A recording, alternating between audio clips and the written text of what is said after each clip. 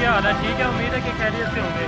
आज हमारी जो देख थी वो मीट है, वो फाउंडेशन के हिसाब से मैं डिपेंड करेंगे जो तारीख होगी, तो आपको जल्दी इंशाल्लाह नोटिफिकेशन दिया जाएगा। बस हमारे चैनल को देखते रहें, स्टीव बिरयानी है पकवान सेंटर, और ये तकरीबन खिदमत खलक का काम है जो हम कर रहे हैं इस वक्त, और फाउंडेशन हमें सपोर्ट करती है।